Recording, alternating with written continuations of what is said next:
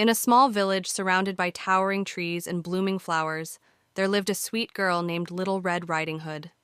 She was known for the red hooded cloak her grandmother had given her, which she wore everywhere.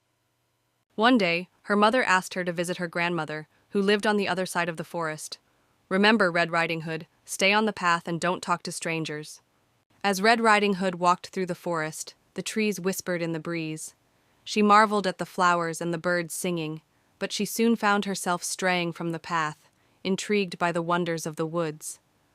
Suddenly, from behind a large tree, a sly wolf appeared. He was cunning and had a plan to trick the girl. The wolf, pretending to be friendly, asked, "Where are you headed, dear child?" "I'm going to visit my grandmother," Red Riding Hood replied. The wolf thought to himself, "I'll get there first and make her my meal." The wolf, faster than the girl, took a shortcut to the grandmother's house. He arrived first, knocked on the door, and with one swift move, he locked the old woman in the closet. When Red Riding Hood arrived at her grandmother's house, she felt something was wrong.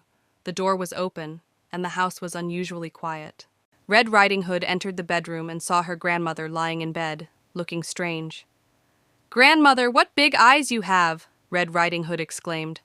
"All the better to see you with, my dear," the wolf replied, trying to disguise his voice. Red Riding Hood stepped closer, and with a sudden leap, the wolf jumped out of bed. "You're not my grandmother," she shouted, realizing the truth. Just as the wolf lunged at her, a brave huntsman burst through the door. With one swift move, he freed Red Riding Hood and her grandmother, chasing the wolf away into the woods. Red Riding Hood learned her lesson that day, and from then on, she always stayed on the path. She visited her grandmother often, and together, they lived happily ever after.